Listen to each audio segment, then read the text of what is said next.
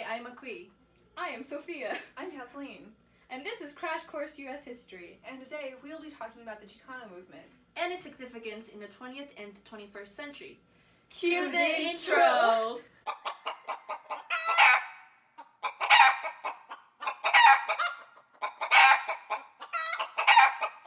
So we're going to start off with loosely defining the term Chicano.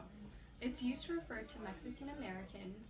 It is typically linked with the Southwest and the land associated here. It was not always accepted by the community, but it has become more accepted because of the Chicano movement, but it has also died out as the Chicano movement has. But to start off with how we get to the Chicano movement, we first have to explain Mexico and America. So the Mexican-American War, it happened in 1846 and it ended in 1848. The reason why this is important is because of the Treaty of Guadalupe Hidalgo.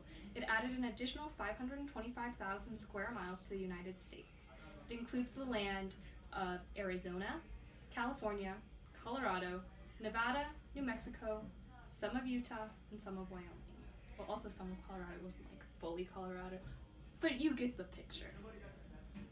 So because of this, we have a new set of people that are in this land. They've been in the land before, but in what's considered the U.S. So the treaty provides citizenship for the people that decide to remain in the land where they were before, and just various other rights and protections. So then we also have, later on, as time goes on, we're doing a big time jump forward, we have the Mexican Revolution in 1910, which spurs more migration into the U.S. So they also have various work programs going on at this time that bring in more people from Mexico. And obviously, given the time period and the fact that this is the U.S., discrimination occurs to this group as well as various other minority groups. This can be seen through the Zoot Suit riots. The Zoot Suit was a style of dress typically held by Mexican Americans. And one time, the Marines got let out and they thought it was disrespectful or whatever, and they were looking for a fight. And suddenly there was a lot of beating each other up, and it got to the point where in LA they banned the Zoot Suit, and if you were caught wearing one, you would be brought to jail. So that happened, and it was kind of seen as a direct attack against the Mexican American community. We also see other discrimination, especially in veterans organizations, following the Second World War, with Mexican Americans having to create their own, such as the GI form here, because they would not be allowed into the pre-existing ones, or they would be denied the benefits they got as veterans. So overall, we get a greater political involvement around the 1940s and 50s. We get 2 Supreme Court cases involving the Mexican American community. We have Mendez versus Westminster Supreme Court, the Supreme Court case, and it was a 1947 case that prohibited segregating Latino school children from white children. This was a predecessor to Brown versus Board of Education. So we got that new protection then, and in 1954, the same year as Brown versus the Board of Education, we get the case of Hernandez versus Texas. In this case, the Supreme Court ruled that the 14th Amendment guaranteed equal protection to all racial groups, not just blacks and whites, which is all considered a big win because now we're definitely guaranteed the same rights as the other people. So leading up to the 1960s, we get the Political Association of the Mexican Americans to help elect JFK. This obviously leads to a greater buy-in of the community into politics. At this same time, the civil rights movement is happening, which leads to more awareness around protest. So one part of the Chicano movement was the Brown Berets, and they were a pro-Chicano organization founded by David Sanchez during the Chicano movement in the late 1960s and are still active today. By late 1968, there were chapters in California, Colorado, Arizona, Texas, New Mexico, Wisconsin, Chicago, Detroit, Minnesota, Ohio, Oregon, and Indiana. The Brown Berets movement revolved largely around the farm worker struggles, educational reform, anti-war activism, and police brutality. They are most well known for their direct action against police brutality and protested abuse and killings by police.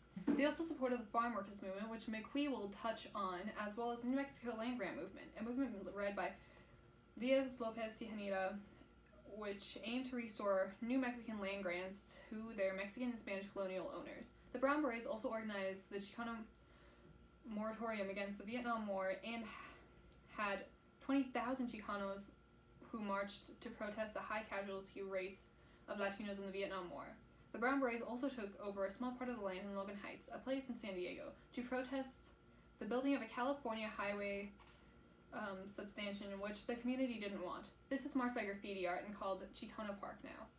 Stemming from the unfair treatments received by Chicano farmers, the United Farm Workers Movement, founded by famous Cesar Chavez in 1962 with the objective of raising farm workers' wages and better the safety of their working conditions. One of the most successful attempts was the grape boycott, where Chavez refrained millions of people from purchasing grapes that didn't have a union label, thus harmed grape sales of major corporations and led to 26 grape growers to improve workers' conditions. Just like the Civil War, a majority of the activists were students that participated in the Chicano movement.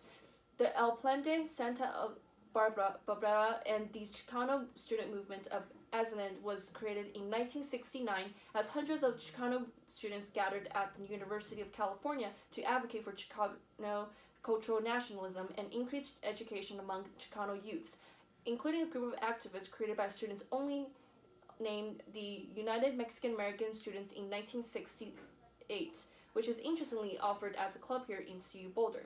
The youth impact was so significant, in fact, a major political party was formed by 5 students who were studying in St. Mary's named the Raza Unida Party in 1970 that focused primarily on establishing Chicano nationalism and became famous and popular in Texas and Southern California.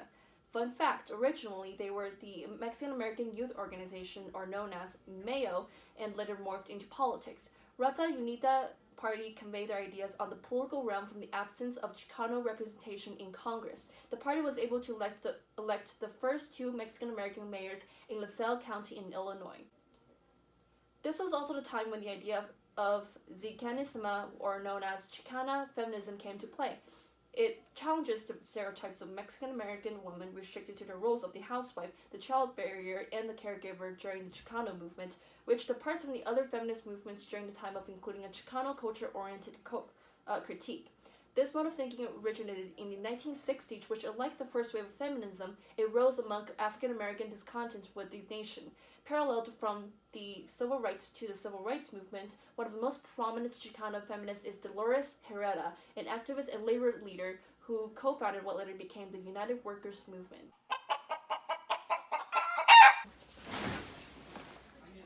No, wait, are you ready? Now it's time for the mystery document. All the way to the bay. Seems to be underneath some sort of highway. Chicano Park, San Diego. That is where this is. Who is it though? Good question. I don't know. The answer to the mystery document was All the Way to the Bay, Victor Ochoa. It was made in 1978 at Chicano Park. It is a greater trend of murals in public community spaces. So during this period, there were murals that were heavily influenced by Aztec design, as they saw the land that they were trying to reclaim, the Southwest, as a part of where the Aztecs were originally from. These murals depict Mexican Americans in modern day and in the past, as in the pre-Columbian era. These were done to reinvigorate the culture and also to depict political movements and leaders that were instrumental in the Chicano movement. We also see notable artists coming out in the style of the murals, commissioned by places such as General Motors from Diego Rivera, and just various other places outside of the community from other artists, including Jose Clemente Orozco. And the tradition continues today in response to rising political issues, as can be seen through depictions of a border wall and immigration issues. which was also shown back then. Still. Okay. I feel like a sword fight. Unorthodox movement.